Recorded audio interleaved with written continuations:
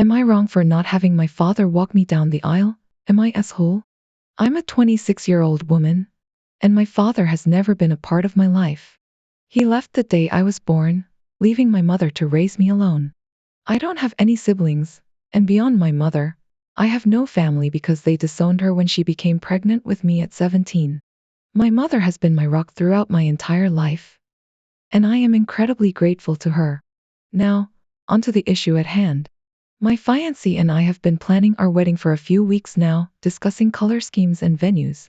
Recently, we discussed how the ceremony would unfold, and I mentioned that my mother would be walking me down the aisle since I don't have a father figure in my life. However, my fiancé, who is quite traditional, didn't agree with this idea.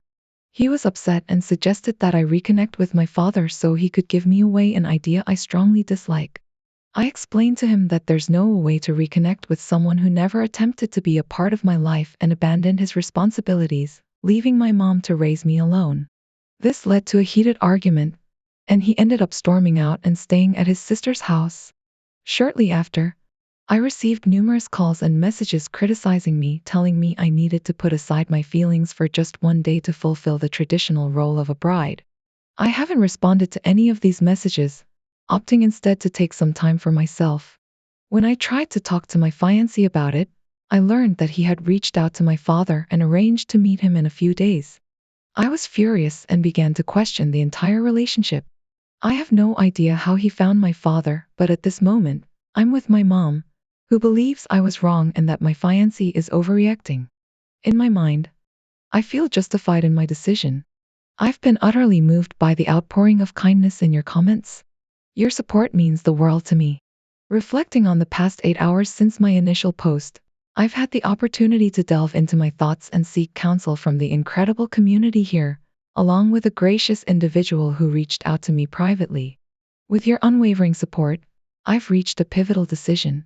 I've chosen not to proceed with the marriage and have made the difficult but necessary choice to sever ties with my ex-fiancé's family. As for the impending meeting between my ex and my father, I can't predict the outcome, but I am steadfast in my decision to distance myself from any potential confrontation. I believe it's in my best interest to maintain the integrity of this post for others who may find themselves in similar circumstances, though I won't be sharing further updates on this platform. My breakup is a deeply personal matter that I intend to keep private. To those who have shown me kindness and solidarity, I am profoundly grateful. Your empathy and encouragement have been a beacon of light during this tumultuous time. Although there have been a few voices of dissent, I choose to focus on the overwhelming support I've received from this community. Edit. In light of recent events, I've decided to seek legal counsel as a precautionary measure. My safety and well-being are paramount, and I intend to take all necessary steps to ensure they are protected. The reassurance provided by this update is truly heartening. It's imperative to explore all avenues of legal protection, including restraining orders, given the concerning behavior exhibited by your ex. Additionally, considering the possibility of manipulation, utilizing pregnancy tests is a prudent step towards safeguarding yourself. Stay vigilant and surround yourself with a network of supportive friends and family members.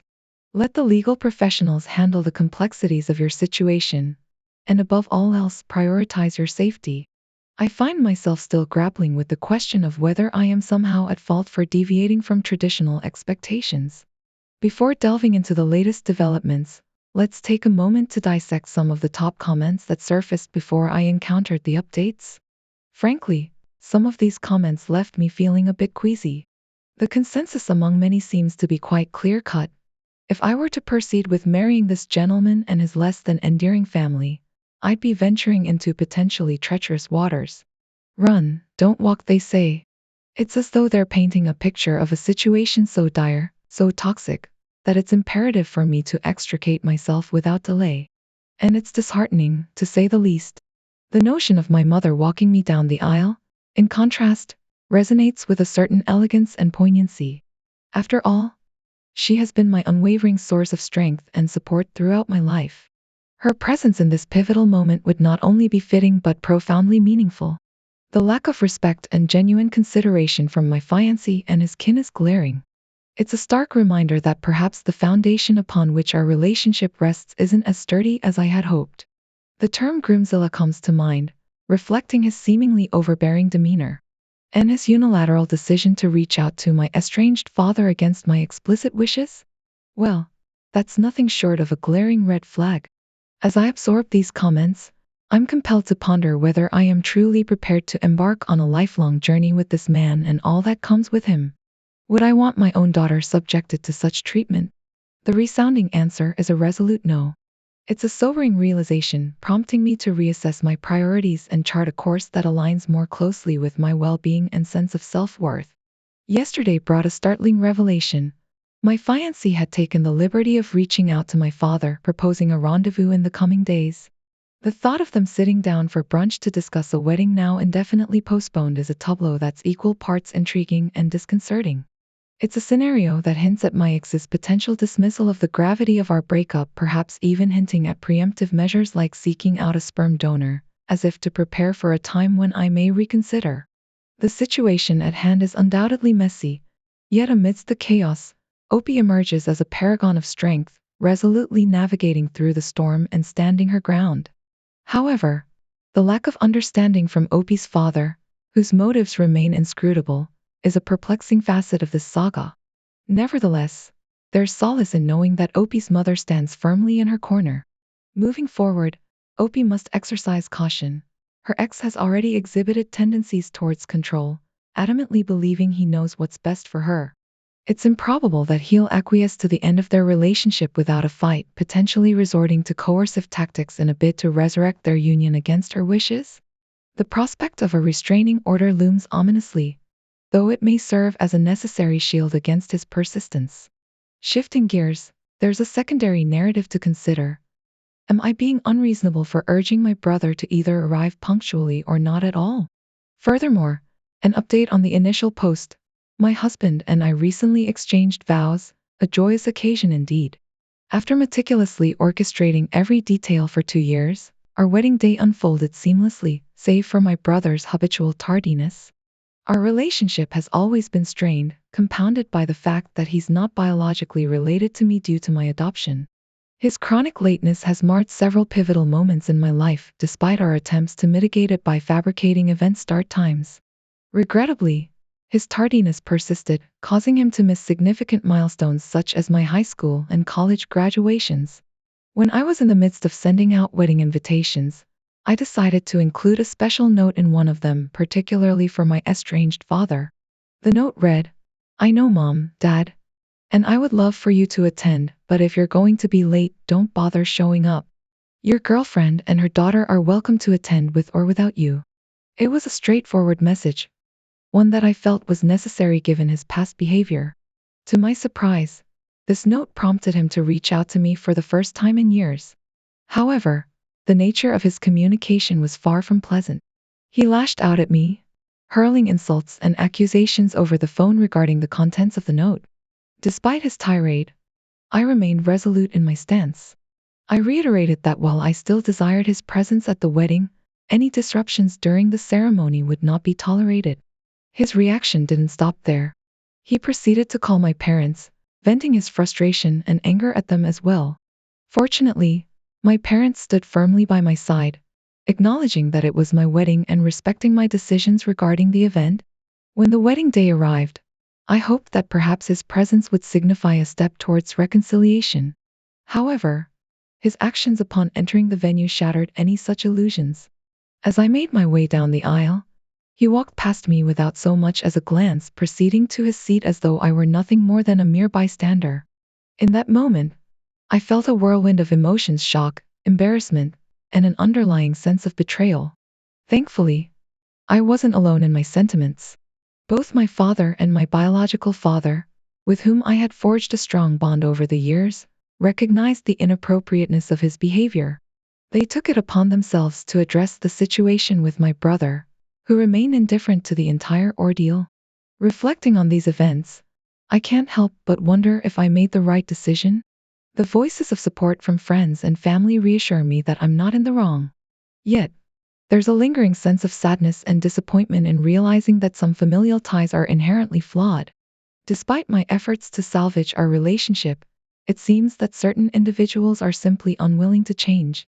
At the tender age of 6, when I was adopted, my brother had already harbored resentment toward me. He'd been stung by a girl who purportedly ruined his life, leading him to utter sentiments suggesting that my presence equated to a life marred by drama, a sentiment not worth enduring. I've never divulged these hurtful words to my parents, fearing it would force them into an impossible position of choosing between their children. Despite my brother's assertions that he's their true son and I'm merely a charitable case, I've never seen myself that way. In my view, individuals who habitually arrive late exhibit narcissistic tendencies, demonstrating a blatant disregard for others' time in favor of their own convenience. Despite knowing my brother's chronic tardiness, I extended an invitation to him solely to maintain the facade of a complete family in photos. However, his disruptive behavior reached new heights when he was promptly escorted out before any pictures were taken, much to the relief of the photographer. In hindsight, while it's too late for me to rectify the situation, I'd advise anyone in a similar position to station gatekeepers to bar entry until crucial moments, such as the processional, have concluded. To clarify, my brother was ejected before he could avail himself of the open bar, a comical twist amidst the chaos. Now, regarding the update, following the advice of many insightful commenters, I decided to come clean to my parents about my brother's hurtful remarks and the deep-seated animosity he harbors toward me. I made it unequivocally clear that my brother will not be welcome at any future gatherings hosted by my husband and me, including this year's Christmas celebration, where we plan to accommodate our entire family, biological and adopted. I refuse to subject myself to his toxicity any longer. The incident at my wedding served as the final catalyst. Moving forward, I've made the decision to maintain civility if we happen to cross paths at family gatherings that I'm not hosting. However, I've drawn a firm boundary. I won't actively engage with him unless there's a genuine emergency concerning our parents. Thankfully, my parents fully support and comprehend my stance on the matter. I've reassured them that I'm not asking them to choose sides, rather, I'm simply delineating a clear line and setting a necessary boundary. My gratitude towards my parents knows no bounds. They rescued me from a dire situation and provided me with the most wonderful life imaginable. Without their love and support, I wouldn't have my beautiful daughter, wouldn't have met my incredible husband, or even have my cherished ranch. In fact, my ranch hands, particularly Lloyd, have made it abundantly clear that they have my back. They've pledged to swiftly escort my brother off the premises should he ever attempt an unannounced visit. Of course, his girlfriend and daughter are always welcome, as they have done no wrong. I want to extend my heartfelt appreciation to everyone for their unwavering support and kind words. Your insights have helped me realize that I need not keep extending an olive branch to someone who consistently burns it. His brazen act of walking past the bride as she made her way up the aisle was a clear manifestation of his self-centered and selfish nature, a deliberate snub that spoke volumes. Especially considering that the rest of his family were seated on time, it's evident that his actions were intentional, a blatant display of disrespect. Being an adopted child comes with its own set of challenges, particularly when the family already has biological children. While some adoptees may find harmony within their families, others, like myself, face an uphill battle. Given the recent events, it's abundantly clear that any hope of reconciliation between my brother and me is futile. At this juncture, opting for low contact seems to be the most sensible choice for my well-being. Opie's assertiveness in setting boundaries and her parents' apparent respect for her decisions speak volumes about the strength of familial bonds. It's evident that Opie's decision to extend an invitation to her brother was rooted in a desire to honor her parents' wishes despite the complexities of their relationship. However, in hindsight, the lack of anticipation regarding her brother's disruptive behavior, given his history of tardiness, is a notable oversight. The suggestion of having security or designated individuals managing entry to prevent such incidents from occurring in the future is certainly worth considering. Yet, it's essential to recognize that Opie's actions alone may not have been enough to deter her brother's behavior entirely. His disruptive tendencies seem deeply ingrained, hinting at underlying issues that extend beyond mere tardiness. Nevertheless, The silver lining in this situation is the newfound awareness among those involved regarding the importance of respecting Opie's boundaries, particularly in light of her brother's actions. The swift response to address the situation as it unfolded underscores the collective commitment to upholding these boundaries and ensuring Opie's well-being. Shifting gears to a separate narrative, I find myself grappling with a perplexing dilemma involving my future sister-in-law, Selena. Recently, I had the good fortune of acquiring a vintage wedding dress at a modest price, a cherished find that held sentimental value for me. Entrusting the dress to Selena's care while my fiancé and I tended to household matters seemed like a practical decision at the time. However, upon retrieving the dress, I was utterly dismayed to discover that Selena had taken it upon herself to embark on a misguided mission of modernizing the gown, effectively altering its essence beyond recognition. I was livid when I discovered what Selena had done to my wedding dress. I confronted her, insisting that she had no right to tamper with it and that she had effectively ruined it. Selena attempted to justify her actions, claiming it was meant to be a surprise pre-wedding flash engagement gift. She even tried to enlist Adrienne's support, but to my surprise, he sided with me, acknowledging that she had massively overstepped her bounds. This was unexpected, considering how protective he usually is of her. Fuming, we left without the dress, while Selena muttered about doing me a favor. Later that evening, I hatched a plan to make Selena foot the bill for another wedding dress. There was another dress I had my eye on, slightly cheaper than the one she ruined, but I had initially opted for the latter.